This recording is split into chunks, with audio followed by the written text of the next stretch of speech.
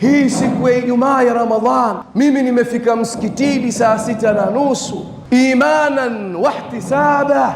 Nimefanya haya kwa ajili ya kumwamini Allah na kutarajia thawabu zangu.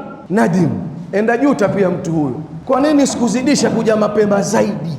Sasa yule mwingine, sasa Allah tuepushe musia, yule mtu muovu, nadima yakuna nazaa, enda juta, kwa nini mimi sikuache upumbavu fulani na upumbavu fulani? Kwa nini mimi kila saa na haraka, siwahi kumswalia Mtume, siwahi kumsabihi Allah? Maneno yangu yalikuwa ya kusengenya, maneno yangu yalikuwa ya fitna, maneno yangu yalikuwa ya kuzua na kadhalika. Na majuto haya hayana faida tena.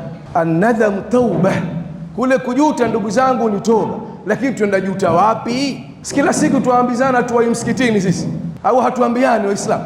Situambiana sikila kukacha basi. Sio vizuri Ijumaa kuja saa 7 kasorobo, tena sunna ya Mtume isoma kila Ijumaa. Swala adhana tu inaposimamishwa siku ya Ijumaa, acheni majukumu yenu, acheni biashara zenu, wahini misikitini. Ndio masahaba wanaposikia tu ile adhana, Allahu akbar, Allahu akbar, taraha mitraqa, mtu pale pale nyundo yake ile anaiangusha chini pale pale, anakimbilia msikitini. Leo imekuwa ni mambo ya kawaida tu kwa Waislamu, yani mazoea, tumejizoesha kwamba sala zasimamishwa. Kuna baadhi yetu wao lazima imamu anapotoa assalamu alaykum warahmatullah, assalamu alaykum, swala inapomalizika asimama amalizie raka 2, sio mara moja. Ndio utaratibu wake, kwamba achelewa dhuhuri, achelewa maghrib, achelewa isha, yani achelewa tu. Sasa matokeo yake nini? Hata ukiingia peponi waingia nini? Kwa kuchelewa, kama pia utaingia.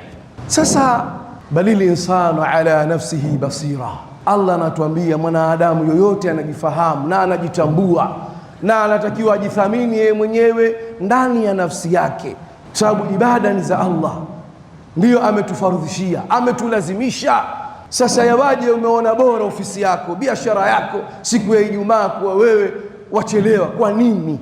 Fahari yetu ndugu zangu ni kuwahi kufuata maelekezo ya Allah tabarak wa taala, ukawacha hilo jambo baada ya sala ukalifanya. Sasa watu waenda shindana katika hali hiyo ya kushindana katika kheri. Ona masahaba hawa wawili, warajulani tahabani fillah, wakafuata ile hadithi ya Mtume kwamba watu sampuli 7 wenye sifa 7 watakwenda kupata kivuli siku ya Kiyama, siku ambayo hakuna kivuli isipokuwa kivuli cha Allah, cha arshi yake tabarak wa taala. Marafiki hawa wawili masahaba akawa wameshikamana kwa ajili ya Allah, huyu akifanya hivi, huyu naye afanya hivi, ili kila mmoja amzidi mwenzake. Sasa na sisi tunatakiwa tunaposhindana katika kheri, tunapopendana katika kheri, twenda kupata kivuli siku ambayo hakuna kivuli ila kivuli cha Allah, na kiko karibu kivuli hiki ndugu zangu. Siona twazikana. Ushahidi wa kwanza ni kwamba kila siku twazika watu, ndiyo manake tuko karibu, karibu jidda. Kiama kiko karibu mno kuliko unavyojijua wewe, kiko karibu sana ndugu zangu. Baada haya machache, Allah atie taufiki na azikubalie saumu zetu, na wazee wetu Allah wasamehe waliotangulia, na jamaa zetu wote. Jambo la mwisho inshallah, baada ya sala tumeombwa tuwasaidie watu wasiojiweza, ili na wao waweze kupata iftari na wajisikie. Kwa hiyo tutaomba inshallah tuweze kuwasaidia. Mmoja katika wanawachuoni wakubwa sana, Allah amrahamu, ameshafariki, yeye alikuwa akitafsiri hii hadithi ya Mtume sallallahu alaihi wasallama kwamba kuna malaika wawili. Hawa malaika wameumbwa na Allah, kazi yao maalum, alfajiri tunapoingia wanazunguka ulimwenguni, halafu wanaomba dua. Malaika sio wanadamu, malaika hawa. Allahumma a'ti man a'ta khalaf, yani kazi yao malaika hawa wanamuomba Allah, ya Rab, mzidishie yule aliyotoa badali, mtilie baraka katika kazi zake. Hii 1000 aliyoitoa Allah itie baraka. Ni malaika kila siku.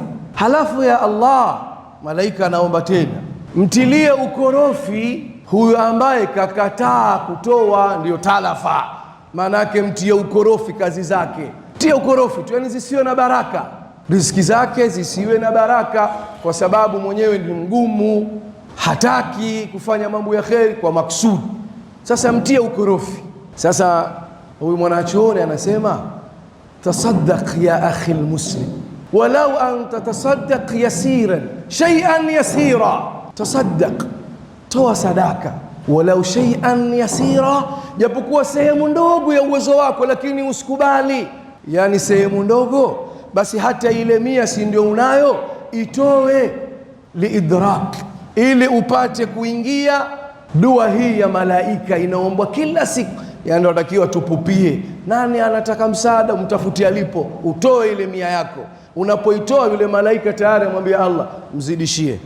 Kwa hiyo ndugu zangu, baada ya swala, kila mmoja wetu hapa ndani kile alichojaaliwa na Allah kwa baraka na utukufu wa mwezi wa Ramadhani tutoweni, na kule kutoa pia tushindane na tukumbushana, kwa sababu nafsi lazima tuikumbushe katika mambo kama haya. Bila kuikumbusha utakwenda zako.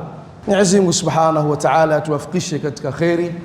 Wa sallallahu wa sallam wa barak ala nabiyina Muhammad wa ali Muhammad walhamdulillahi rabbil alamin.